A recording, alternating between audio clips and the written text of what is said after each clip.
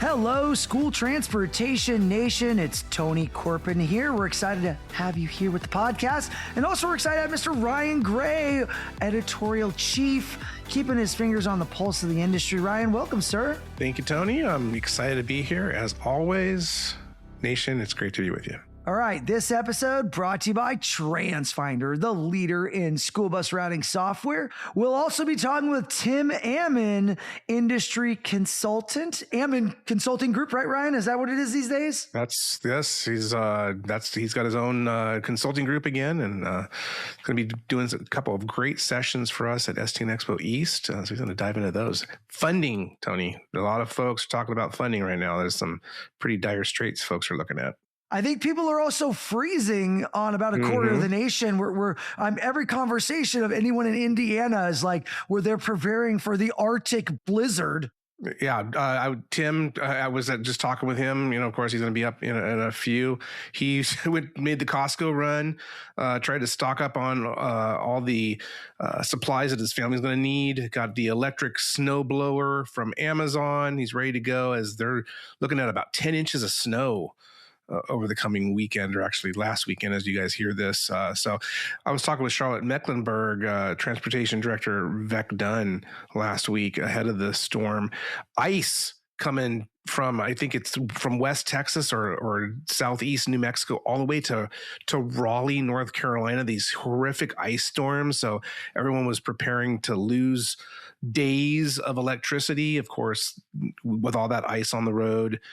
School buses, very treacherous transportation for those guys as well as for all the motorists. So be safe out there. Certainly, we're going to likely have a lot of stories on weather coming up, Tony. Yeah, I just came from the Midwinter Meeting. The NSTA hosted their annual shindig down in Fort Lauderdale, and people were all snow down there. They were. It was cold though. Like people in Florida, it was like 30 degrees, which is extremely low. Even in some areas in Florida, got some snow. So very unusual for Florida. Needless to say, the people at NSTA were trying to escape the cold weather, which still, maybe that's better than where they're at in the Northeast. But regardless, we did get little bits and pieces of sun, and it was a great time. NSTA, for those that don't know, the National School Transportation Association, they're an arm of the private fleet owners out there in the school transportation industry, which, that represents a pretty significant amount of vehicles. Guys like First Student, formerly National Express, which is now Summit School Bus, and we've got Beacon Mobility and a variety of other players.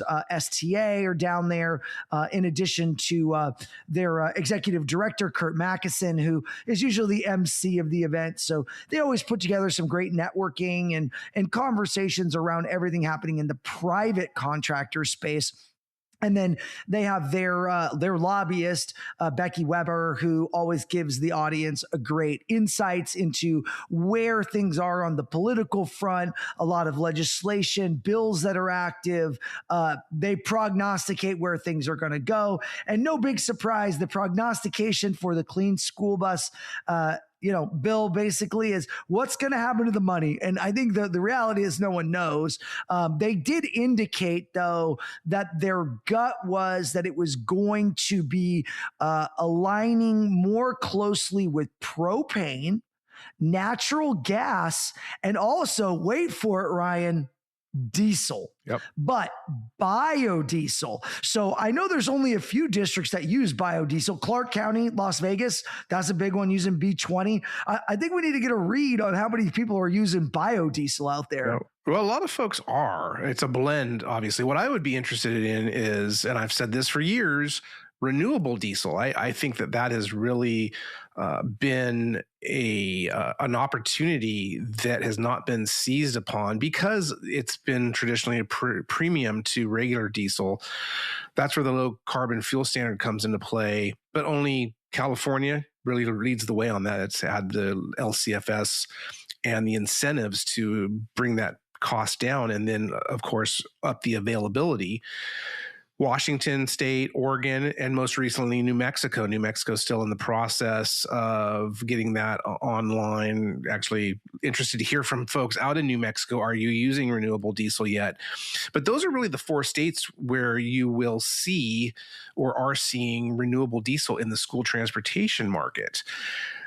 I know that our friends at TRC Companies, who produce ACT Expo that we attend every year, they're back in Vegas early May this year.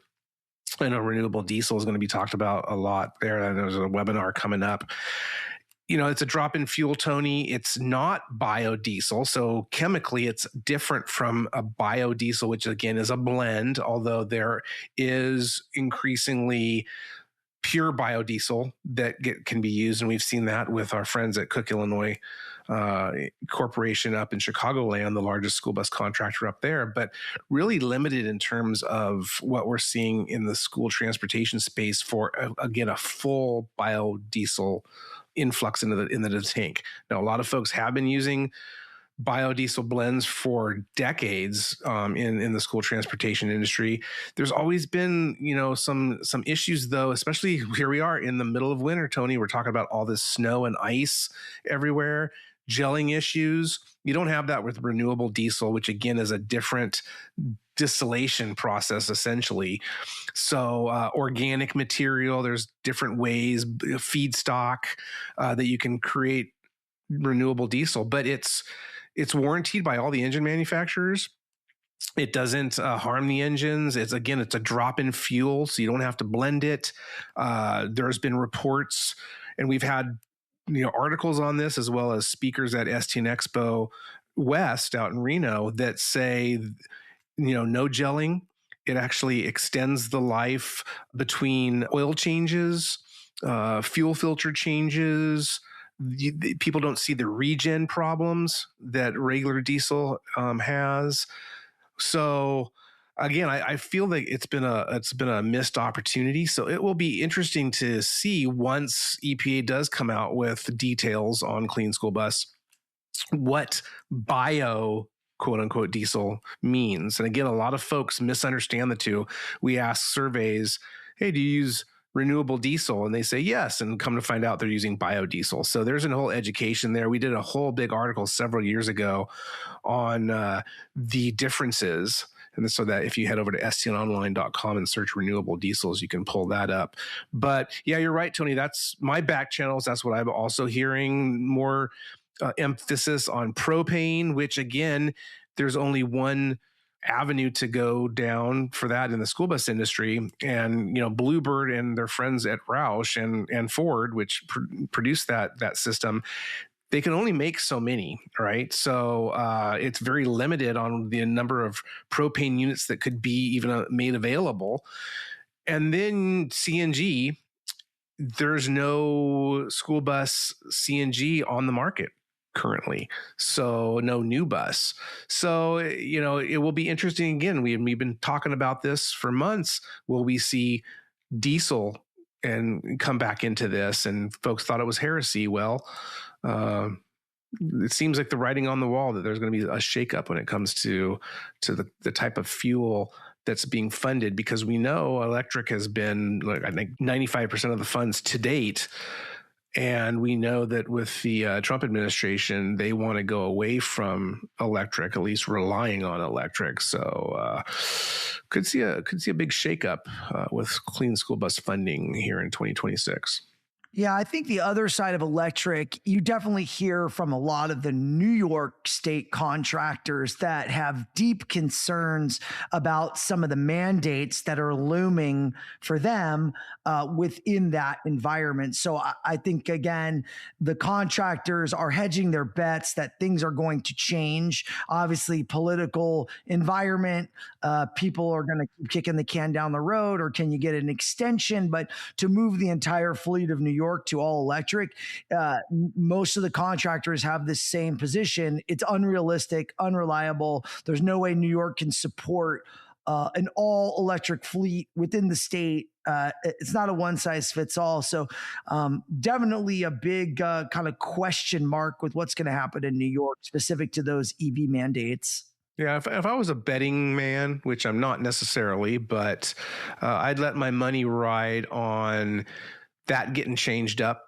And I know that there has been a movement afoot for years now to throw it out or at least adapt it. And that conversation is ongoing, but it was very telling to me, under the radar last year. Speaking of school bus contractors in New York, Mike Martucci, who was a state senator at New York after his career as a school bus contractor, and of course he's a former president of the New York School Bus Contractors Association. Very quietly, he was named the Region 2 administrator for the EPA. So very telling. I know that there's a relationship there he has with EPA Administrator Lee Zeldin, who was appointed by Trump last year and confirmed by the Senate. So certainly there is a school bus guy in place there that is helping to lead where New York goes going forward with its environmental issues and certainly clean school bus.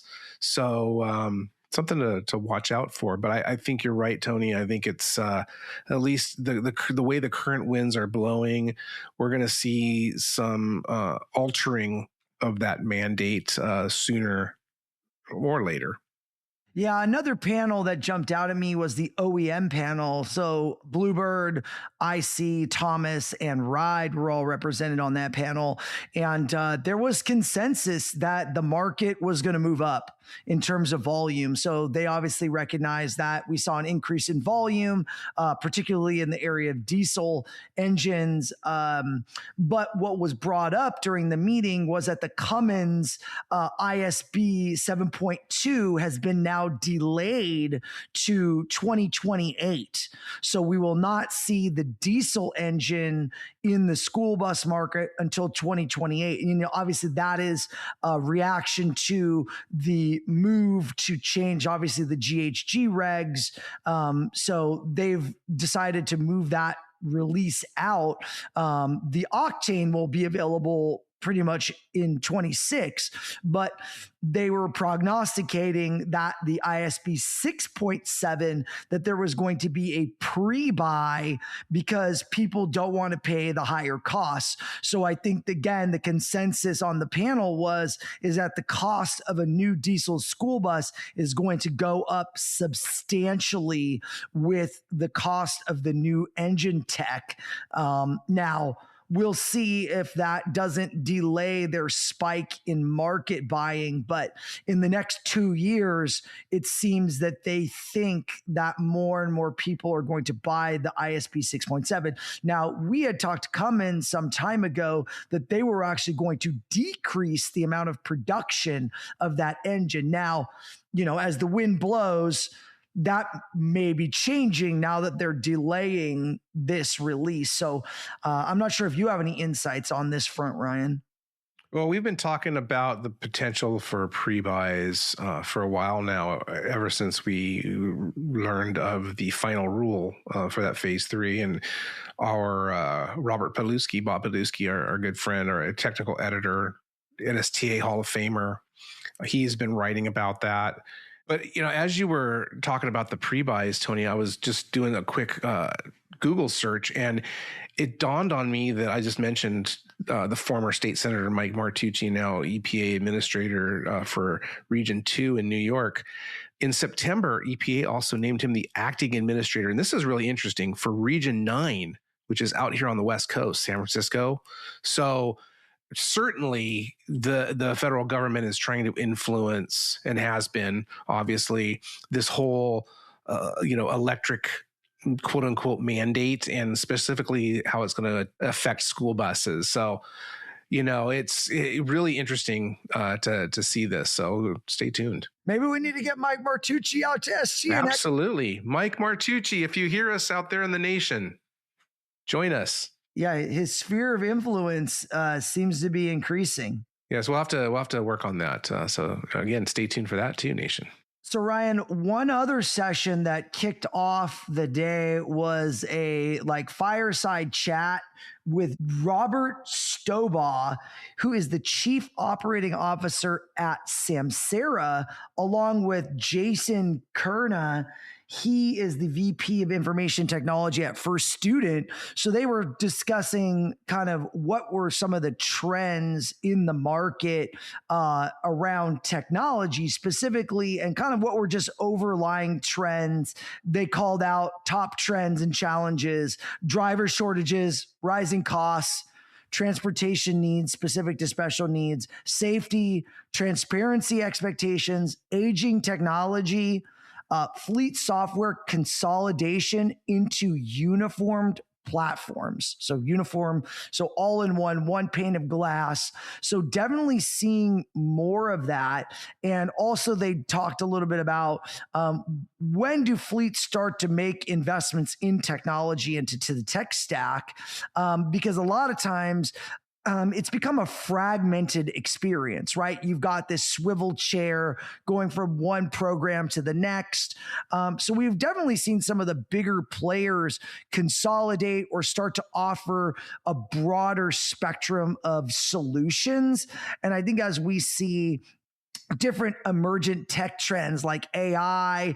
We talked about electrification, which obviously is decelerating a little bit, but some of the big barriers they discussed: the variable cost, the question of residual value, getting chargers up and running, the range, proving value. You see mobile apps being part of the emerging tech trends. They talked a little bit about autonomous too, production at scale, driver assistant technologies. You talked about it on previous episodes: camera intelligence, where you've got AI in the cameras. And also you're starting to see automobiles that are autonomous, kind of like Waymos, Ryan, where we were discussing the interaction of autonomous vehicles with school buses. And lo and behold, we got safety issues all over the place coming up with that. Absolutely. Waymo has been in the headlines. Of course, there was a NHTSA investigation opened into them last year for illegally passing school buses. It's been especially an issue down in Austin, Texas. Also, some issues in Atlanta, Georgia, and I'm sure elsewhere. Anywhere where Waymos are operating, it's the same technology software. This AI autonomous software. So certainly we've had the conversation on autonomous school buses: good, bad. The general consensus is bad, thumbs down. If we're ever at a point where we do have self-driving school buses, there still needs to be an adult or multiple adults on board for student behavior issues. But when you're talking about more and more motorists out there, whether it's a Tesla, whether it's a Waymo, whatever it is, operating in traffic, the data is starting to paint a pretty clear picture that these vehicles do not always know that when they come upon a school bus with the stop arm out, the red light's flashing, that it's supposed to stop and remain stopped. So this has been going on for some time now. Waymo has been installing software updates and issuing recalls. But the fact of the matter is, Austin ISD, they say they've logged at least 24 violations this school year after these software updates and recalls were implemented. So Taylor Ekbatani, she has an article up on stnonline.com. She speaks with Chris Hefizazeta. He's the director of transportation, good friend of ours. He's going to actually be out at STN EXPO, Tony, East, out in Charlotte. So he's going to be talking a little bit about illegal passing, as well as just, the danger zone. So we're going to have a session that looks at danger zone, reducing risk in the danger zone. And illegal passing is one very big element of it, but it's not the whole picture. But certainly, it's begging the question with more and more autonomous vehicles out on the road: can these systems reliably handle that unpredictability of school zones? And apparently not. So one more distraction, one more item for school bus drivers to really be on the lookout for. Yeah, and if I'm not mistaken, I think Waymo had a big outage in San Francisco where all the cars basically stopped cold in the Yep. tracks and became impediments in the road. So God forbid something like that happens, then what? Exactly, and that's been the worry all along. And you segue back to electric school buses as well, whether fair or not. When you have new technology, there's bugs, and there can be unforeseen things happening. And I think it's the over reliance or premature reliance on some of that technology that really gives people pause. And when you're talking about student transportation, I've mentioned this before, school buses are a tool. They're a means to an end, and that's to assist getting kids to and from school. And if a tool is not working, the operator, the owner will put that tool aside and find a tool that does work. And I think that's really where we still are with electric, with AI, certainly with autonomous vehicles. Still a lot more testing needs to be done. And real world testing is how things improve. Don't get me wrong, not suggesting that we need to shelve all this stuff and put it aside, but we are at that point in our history right now where we're still learning a lot of lessons. We still, to a degree, don't know what we don't know. And everything that's happening right now on the roads, while it does cause a lot of anxiety for folks, it's going to make things better eventually. It's just going to take some time. And I think with autonomous vehicles, for sure, it's going to take some time before these vehicles can truly recognize what school buses are and what they're supposed to do. And I think it's the similar issue to what we've seen with human drivers over the years. What are we conditioned and trained to do? When you see a stop sign, you stop. Look both ways. Is it safe to proceed? Okay. And I think that still is an issue, and one of the reasons why we still see illegal passing so prevalent. But it's an education issue. It's an awareness issue. We have an article coming up here in about a week's time, Tony, in our February issue that looks at all the PSAs over the past year and those that are coming up here in 2026, designed to really double down and get across that safety message to motorists of like, hey, you see a school bus, those red lights are flashing, that stop arm is out. Every state basically has a law that says you need to stop, and you need to stop. Essentially. So the same goes with autonomous vehicles. Yeah. So while I was also at NSTA, ran into Michelle Atwell, who's one of the administrators at NHTSA, and she talked a lot about the legislation that they're pushing in the next legislative session, specific to, again, the click it or ticket campaign, where they want that Super Bowl level ad. And they want to appropriate the money to go get it and do those kind of awareness campaigns out to the American public during Super Bowl, during NASCAR, during a big, high-level, high-profile sporting event. So that seems to be something that's a high priority that even Becky talked about, that this is a high priority for them. So to keep an eye on that, because that may be something that's really going to do it. And I ran into our friend Trina Morris also, and out in Michigan, and she was there at the event. And she talked about all the things she was doing in Michigan to get NASCAR engaged, keep kind of enjoying that press that Ryan Preece had done with the kind of awareness around illegal passing and the success of her efforts, where now she has a professional NFL football player where she's pushing that. So she's got a whole plan. I mean, this is a woman who is completely motivated for the betterment of our industry, and she is mission driven, Ryan. And I'm super excited to see her, and she's so excited to share it all. And it aligns very much with some of of these other initiatives, but she's doing it almost in a grassroots way, which is fantastic. Mm-hmm. And we talk about her in the article too, and that partnership with Roush Clean Tech and Bluebird and others on that PSA with Ryan Preece, the NASCAR driver, RFK Racing, Jack Roush, the founder of Roush Enterprises, and of course Roush Clean Tech. But then you mentioned, so there's another PSA that she's developing this spring with a retired Detroit Lions football player.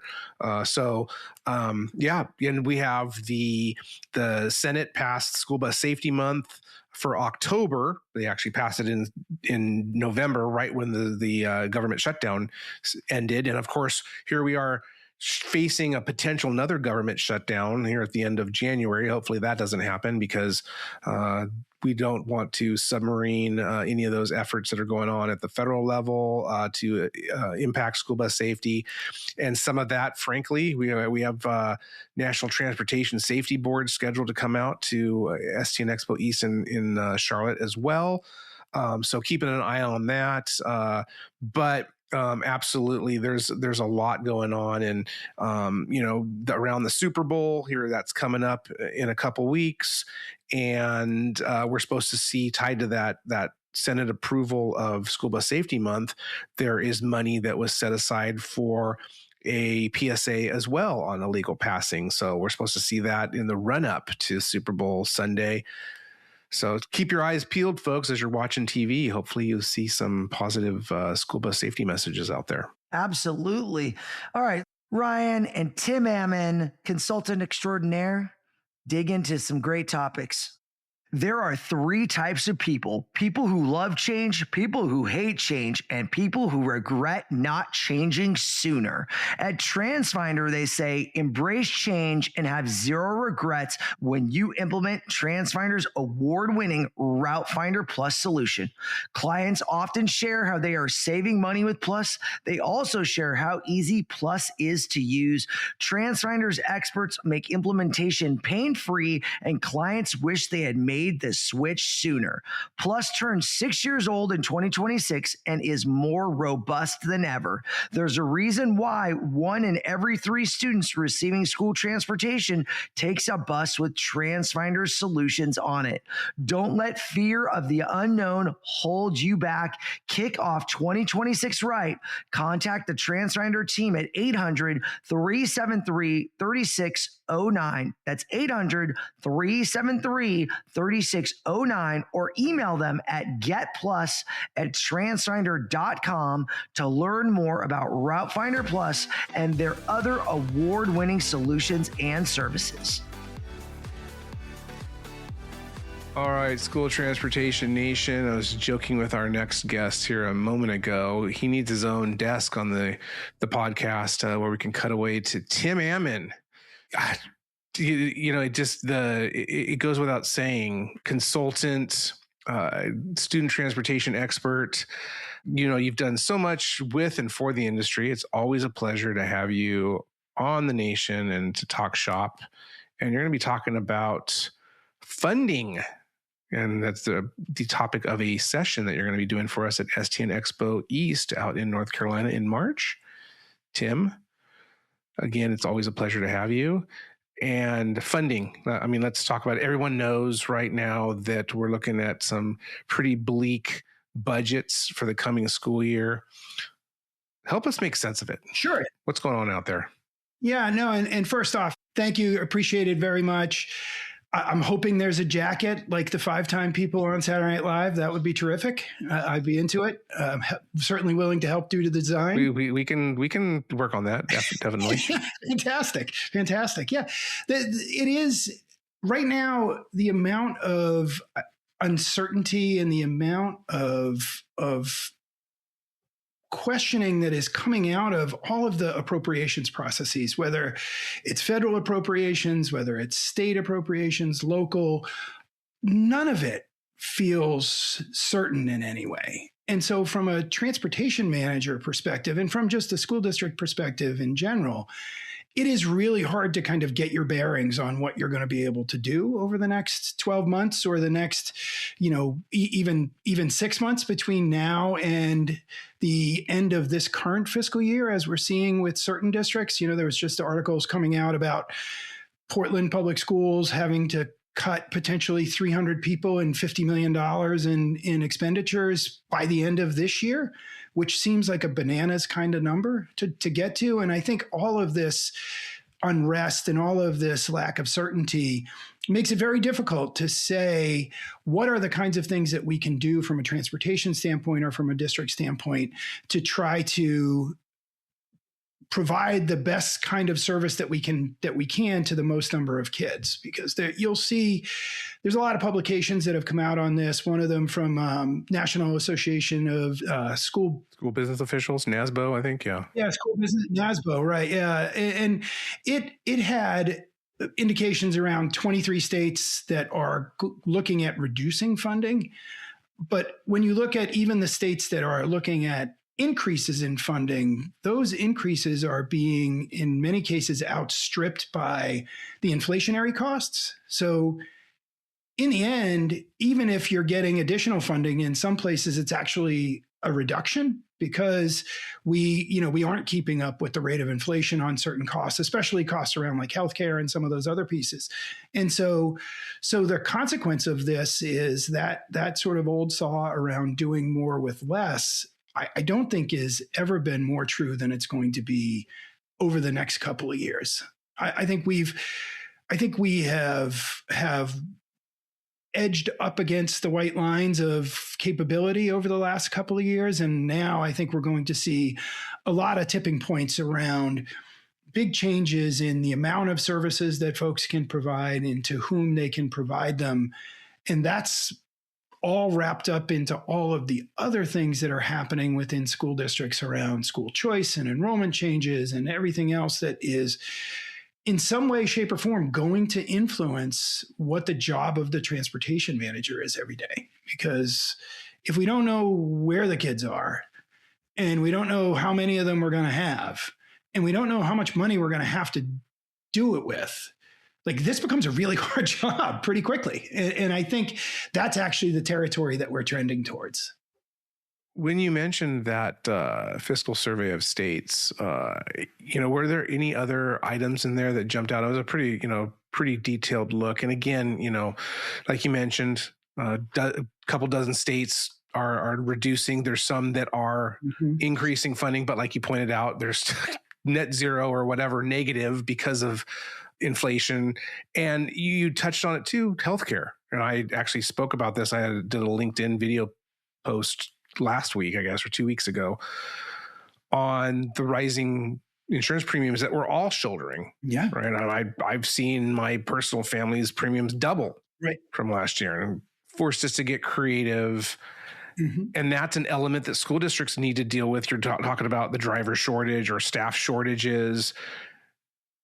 Health insurance has been a boon to a lot of operations, being able to offer that to their employees. And then now we're seeing some of those subsidies that districts perhaps used to rely on, those are gone. So that just adds to the fuel on this funding cliff, if you will. Yeah, I think that's true. And it was a little surprising in reading this, just it's sort of when you put it in the context of all the other kind of background news and noise and everything else that we're hearing, to read about the changes in state and local funding revenues, particularly as a consequence of some of the sales tax and other non-property related taxes that go in and provide some funding, but marginal funding to schools. To see that going down in a lot of places was actually a little bit surprising, because you hear so much about consumer activity and everything like that. And then to put that further in the context of some of the big changes that have happened in places like Ohio, for example, where in Ohio in December, they had this change in tax reform, and it was a massive, massive change for Ohio. Five bills packaged together that reform property taxes, put caps on property tax increases, but without necessarily having any kind of offsetting revenue components of it. And so if I'm a school district now, in the next 4 months between now and when budgets get approved, I've got to model through how all of that is going to impact what my district can get in total. And then how that trickles down to me as the transportation director. And I think trickle is the right word, because I think that's probably what's going to happen. Is it's going to happen to a trickle. And we've seen potentially some harbingers of that in some of the big districts in Ohio. When you look at like Columbus, for example, having to close a bunch of schools and cut $50 million as well. The impact of this is, I think, pretty immediate and will be something that, when we get together with folks in March, by April, when a lot of budgets are approved, up here in New Jersey, for example, budgets get approved and school budgets get approved in April, taxpayer voted. And the amount of change that's going to happen month to month, I think, for a lot of places is going to be head spinning. And trying to pay attention to it and trying to put it in the appropriate context of everything else that's going on when we think about federal disbursements and state level disbursements is going to require transportation folks, I think, to get more involved in the budget process than they probably want to or that they've ever been involved in the past, because the demands on the system as a consequence of these changes, I think, is going to be pretty significant. And certainly in that fiscal survey of states, they talk about general funds, where, again, some of the spending is up. Right. You think that the budget as well, but it's just getting eaten up. And what does transportation do? Transportation relies a lot on general funds. And in terms of the corollary between setting your budgets or getting them approved, historically anyways, it goes right along with purchase decisions, purchase planning. And we've seen that shift where it used to be more of a set time when school districts would sit down and go, hey, this is what we need. Let's look at our fleet. What do we need next year? What equipment? Now it's kind of shifting all over the place because of a lot of these uncertainties. Yeah. It's just really hard to plan ahead. And I think the ultimate concern is, how does that impact safety? Because if you're not buying new buses or you're not getting the latest equipment that you think, or the software, that has a direct impact on the students who are writing. Right. And it was really good news to see some of the previous OEM numbers and things looking like purchasing was at least stable. And hopefully that can continue. But I do think the pressures that we're going to get, there's echoes of a lot of previous fiscal constraints that are coming up and are emerging again in this. And I think one of them that we are seeing is we're going to see fleets get older. And we're going to see fleets get older because the trade-off between having the capital dollars and can we run it for one more year is always going to win. Mm-hmm. And until it doesn't. And then once it doesn't, then things really go badly in a hurry. And so figuring out this balance between repair and replace and figuring out replacement financing mechanisms and all of those pieces, I think is going to be a trend where individuals who probably haven't previously, since the last crisis, so to speak, haven't really been involved in the budgeting process, like how do we bring in the fleet manager, the head mechanic into this conversation, I think is going to have to be one of those things that directors are going to have to do.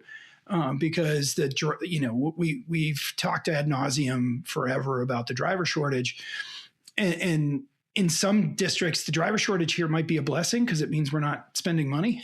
and we've gotten normalized to some level of service that has been consistent with the number of people we have rather than the number of people we want. And so, I think the way that costs are going to shift around, whether it's, from personnel to some of the other consumable parts kind of questions, is something that directors are going to have to think about. the one fortunate element of this has been the relative price stability of fuel. And so, knock on wood, like that doesn't go crazy. Because I think then we get another input to this that is probably not something that serves us to the upside. Mm-hmm. And it was interesting to me as well, as this podcast is airing, I will say this week, you're on a podcast that looks at efficiencies in transportation operations and how that can actually be really hamstringing operations in terms of costing them more. That really jumped out again to me. Talk a little bit about that. Sure. Yeah. I mean, one of the things that I have a great job because there's no responsibility and I get to be a provocateur, right? So it's like really a good gig. But I think what it forces sometimes is a conversation about some of the precepts that everybody thinks they live by, but maybe shouldn't be. And this industry in particular is under so much pressure all the time to do two things, right? To maximize the number of kids who are riding on a bus and to maximize the number of times they're using that asset in order to make the lowest unit cost possible for us to run the service, right? And we think that's a virtue, and in many cases it is. However, that's in an environment that's, I think, stable historically. And I don't think that's where we are. And my take on this is one of the things that directors are going to have to start thinking about is even in an environment where we're constrained financially, do we have to think about the convenience of the service that we're offering? Because now there are so many different policy structures that are offering alternatives to students and families that weren't there even a year ago. So if you look at some of the voucher programs that have been created and some of the school choice programs that have been created both federally and locally, there are an enormous number of opportunities now for kids to divert from the traditional public school system. And what we as the transportation department can be a positive input into a district's discussion about is, hey, wait a minute, if what we're trying to do is figure out how to get the most kids to school rather than the most kids who are eligible for transportation to school, maybe we end up retaining more students. And if we are in a state that is funded based on enrollment, which most of them are, and we're getting something on order of $8,000 or $9,000 a kid for enrollment, and we're providing them with a $500 school bus ride, like we're $8,000 to $8,500 to the good. And so what I would challenge directors and the industry to be thinking about is whether or not what our goal should be is to transport the most number of kids on the fewest number of buses, or whether our goal should be figure out a way to provide access to education for the most number of kids. And I would strongly advocate for the second thing. But in order to do that, it means a lot of the traditional understanding of what efficiency is going to have to get rethought and reframed. And so that's really the big purpose of it, is to try to at least introduce that as part of the conversation. A paradigm shift. Absolutely. And perfect segue to another session that you are facilitating actually at STN EXPO East in March on multimodal and what that means to student transportation. And we had a meeting about this the other day, and I mentioned, multimodal to a lot of folks, especially when you're talking about transportation, traditionally has been, you're talking about freight, and splitting that up in different, the following the supply chain, if you will, of the order, and following that from order to fulfillment and delivery. In terms of our industry, though, students, looking at the different modes, the multi-modes of getting those kids to school. And that's exactly what you're saying. It's about access, shifting that conversation to access rather than the transportation of them especially on a school bus. And it's not simply alternative school transportation. That's been a big buzzword. And there's, companies and districts operating those fleets, but all the other ways that kids get to school. Yeah. Yep. And we've had this sort of fun conversation on the side for a lot of years now. And, we are in the transportation business. And so it's hard to sort of ignore that. But one of the things that if say for the sake of argument that we transport 50% of the kids in the country, who cares about the other 50%? Whose job is it to care about that other 50% and how they get to school? And I would argue that thinking about multimodal and thinking about access to education gives somebody in the school district the opportunity to think about 100% of the kids and how they get to school. And if we think about 100% of the kids and how they get to school, we within a district might actually be able to retain some more of those kids who might have otherwise gone somewhere else because we figured out creative ways to get them into the building and into the educational program that we think is worthwhile of being able to teach them all the sort of reading, writing, and arithmetic kind of things. And as a consequence, we, from the transportation perspective, the access to education perspective, can all of a sudden now be part of not only the cost side of the house, which I think is how a lot of districts look at transportation, but we can be part of the appropriations and revenue side of the house, because what we are doing is providing some mechanism that is encouraging kids to stay in the district. And if money is going to follow the kid, we want to try to have every opportunity we can to keep every kid in the district that we can.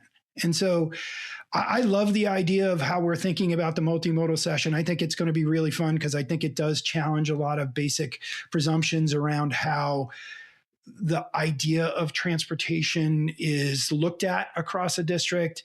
And I think it also puts folks who are responsible for these kind of things in the position of thinking about multimodal, not only from the chair of somebody responsible for rolling stock assets, but from the chair of somebody at the kitchen table who says, my kid might ride a bike one day, he might walk one day, she might need to take the bus another day. If we are thinking about how to tool up and spool up ideas to create these access programs, we can do a lot better job of supporting some big problems in education around chronic absenteeism and things that are elements of the school experience that go beyond transportation and are probably at least, if not more important to their full educational process than what we're doing in the day-to-day stuff. I'm glad you mentioned absenteeism. That's where I was going to go next. Mm-hmm. American Enterprise Institute studied Rhode Island. Recently had a paper that came out recently and mentions transportation, doesn't focus on it, but it says that, absenteeism, transportation services are part of the issues. Mm-hmm. But I think that if we reframe that conversation to how you're suggesting it to be, it's not simply a transportation aspect. It's that access, because again, back full circle to the funding cliff that we're quickly approaching. How do schools get funded again? We call it the butts in the seats, yep. Right? Not necessarily the school bus seats, but those classroom seats. So if transportation is affecting that conversation, I often have said this over the years. I think anyways, and again, I've never operated a school bus, never routed one, never done any of that. But if transportation is truly the transportation safety expert in the community, they should have their hands in safe routes. They should have their hands in a lot of them do, in planning the egress and ingress of the school zones, parent education, transit, obviously. Many school districts work with transit, school busing, obviously, all these other alternative modes now. Yeah. And one of the things that I think we have a tremendous number of underutilized resources in the transportation department. And a lot of that is mostly as a result of the fact that, we're butcher, baker, candlestick maker every day. But if we just think about some of the things that we do on a regular basis, and one of the things that we do is we figure out where all the kids are. And then we look outside the circle to figure out how to get those kids to school. Well, what happens if we look inside the circle? Do we now all of a sudden see pockets of kids that we could do certain things with because now we're not worried about eligible or ineligible. What we're worried about is in school or not in school. And so that puts the transportation folks, who have a massive amount of expertise that I think doesn't get sufficiently recognized, it puts them in the position to coordinate with law enforcement and public works and everybody else to create these things to say, hey, in order to support this neighborhood over here, it might be sidewalks, it might be a crossing guard, it might be a bike path, it might be something, but that there's a positive relationship to the community in general that is creating an opportunity that reduces friction to getting into school. And our folks are so good at figuring that out on the four-wheel side. I have very, very little doubt that they would also be very good at coordinating with folks to do it on the two-wheel and two-leg side. And I think when you're in a position, coming back to the fiscal cliff question, when you're in a position to essentially be sort of knife fighting in a phone booth for every dollar, demonstrating that you're valuable across domains is a really good skill to have. And it's a really good way to say, like, man, we really need to make sure that the transportation department gets funded, because it's not just about transportation. It's about getting all these kids in the building, and they figured out a way for us to retain 10 extra kids, which is $10,000 a student on enrollment, which is $100,000, which is we kept a teacher as a result. Mm-hmm. Like, that's a really good story that our folks could help with, and that virtually all of them are capable of doing. Well, I, for one, am really looking forward to both of your talks in Charlotte-Concord, North Carolina in March, as along with the rest of the agenda. I think, Tim, you've missed a calling in life to publish a book on colloquialisms, because every time I talk to you, it's just great. You have these great phrasings and sayings, and I have to remember that knife fighting in a phone booth. So yeah. Well, it's important, because when you don't know anything, you just have to give people stuff to remember. Well, you're very memorable. That's for sure. Yeah, thanks, Tim. It's always a pleasure. Looking forward to it. Certainly, again, Nation registration is open. We're looking forward to seeing you out in North Carolina. Head over to stnexpo.com/east to register today and check out that agenda and learn a little bit more about what Tim's going to be talking about. Thanks so much, Tim. Yeah, no, very much appreciate it. Everybody come down in North Carolina for the agenda and see the smoking jacket. It'll be great. Awesome. See you soon. Thanks. Very good. Thanks, everybody. Take care. Hey, guys, want to thank you, Mr. Ryan Gray, Mr. Tim Ammon, for coming on, sharing your insights with us.